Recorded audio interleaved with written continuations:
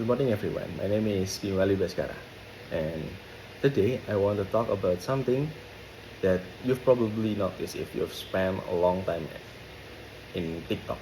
Young Indonesians rarely speak in just one language. In the middle of a sentence in Bahasa Indonesia, English words suddenly appear.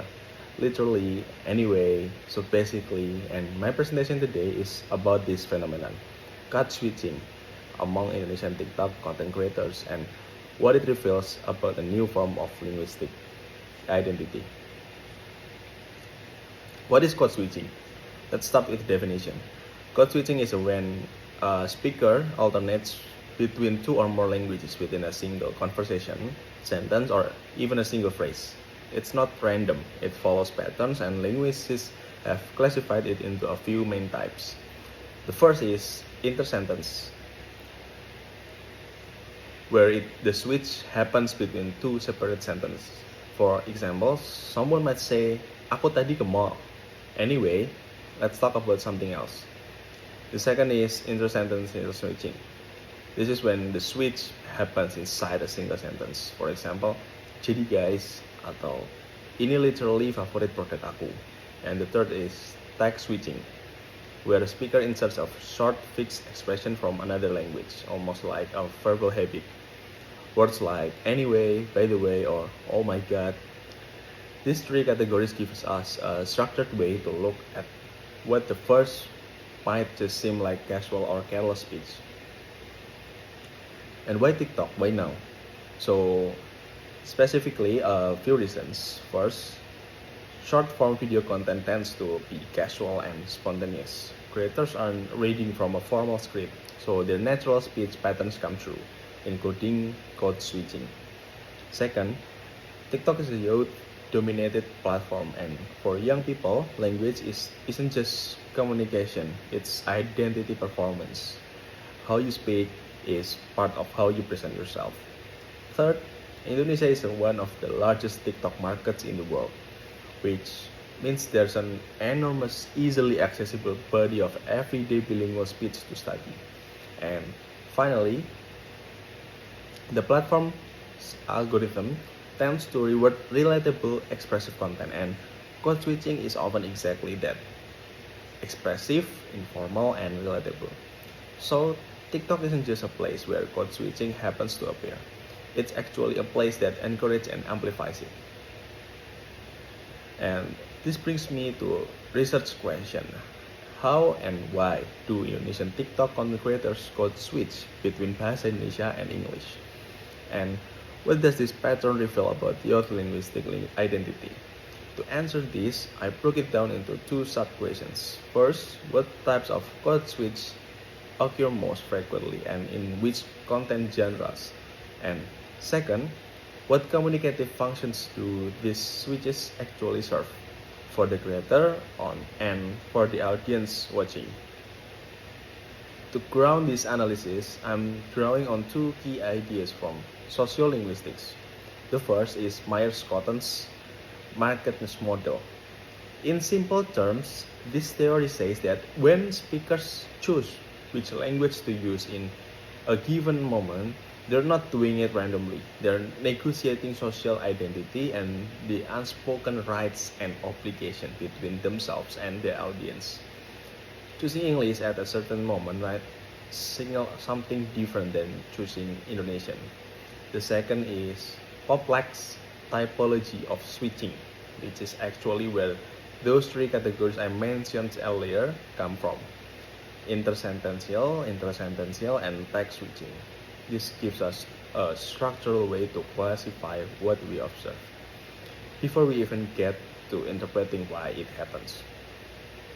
Together, these two frameworks let me look at both the structure and the social meaning of code switching. For my data, I looked at videos from different creators across three content categories: beauty, comedy, and education, or study vlog content. I chose these three because they represent quite different tones and audiences, which let me compare how code switching shows up differently depending on context. For each video, I transcribed instances of code switching and coded them by type using complex categories and by function, meaning what purpose that particular switch seemed to serve in the moment. I'll be upfront that this is a small-scale exploratory analysis, not a large corpus study, but even at this scale, some clear patterns emerge. Looking at frequency across the three categories, comedy creators showed the highest rate of code switching, followed by beauty, and then education content had the lowest rate. My interpretation here is that comedy relies heavily on timing, exaggeration, and punchlines, and English words often get used specifically for that comedic emphasis. A phrase can hit differently in English than it would in Indonesian, and comedians seem to exploit that. Education content, on the other hand, tends to be more structured and instructional, which might explain why switching is less frequent there. True, it still happens, especially with technical terms. Let me walk through a few examples from my data to make this more concrete. In the beauty category, I found something like, "Jadi guys, ini literally my favorite product ever." That's an intersentential switch. The English word is embedded right in the middle of the sentence. Or in comedy, anjay, that is also relatable banget deh. Again, intrasentential, English and Indonesian are woven together in a single thought. In education content,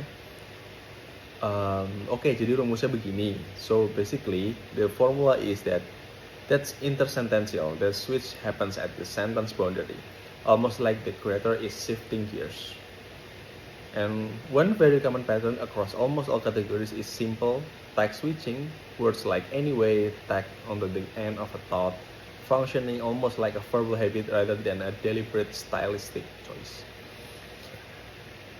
Beyond just classifying how people switch, I also look at why and what function each switch seems to serve. One function is identity and prestige. Using English can signal a modern, globally connected, educated persona. Another is humor and emphasis. As I mentioned, English often adds comedic timing or dramatic weight that the creator wants. A third is in-group belonging. Certain phrases mark you as a part of a particular online community or youth culture. If you use them, you signal, "I'm one of you." And the fourth is filling lexical gaps. Sometimes there simply isn't a natural Indonesian equivalent that captures the tone that creator wants, so English fills that gap. These four functions overlap constantly. A single switch can be doing more than one of these things at once. So, what does all of this actually mean?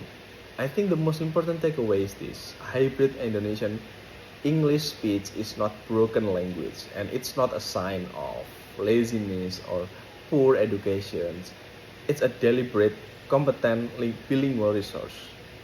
These creators are making active linguistic choices, often very quickly, in real time in front of an audience, and those choices are doing real communicative work.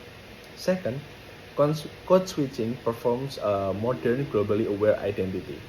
It resonates specifically with a generation that has grown up online, moving fluidly between Indonesians and English content, media, and communities. And third, and I think this is the most interesting part, TikTok doesn't just reflect this way of speaking, it actively shapes and spreads it. When a phrase goes viral, that hybrid way of speaking gets modeled and repeated by thousands of viewers. So the platform isn't a neutral mirror, it's an accelerant. I want to close with a few implications of this research. For language teaching, I think we need to recognize code switching as a marker of bilingual competence, not something to correct out of students. It shows sophisticated control over two linguistic systems at once. And for digital linguistics as a field, platforms like TikTok are a rich, still relatively underexplored resource for studying real-time language change. It's happening right in front of us in a huge volume. And for youth culture studies, More broadly, this shows how language itself became a tool for identity building online, not just a background feature of communication, but something people actively perform. And as a conclusion, three key points. Indonesian TikTok creators could switch strategically, not accidentally. The frequency and function of switching shifts depending on content genre, with comedy leading the way, driven largely by humor and emphasis. And this hybrid speech reflects a confident, globally connected youth identity that being shaped in a real time by the platform itself. Thank you very much for listening. I'd be happy to present myself, and good morning everyone.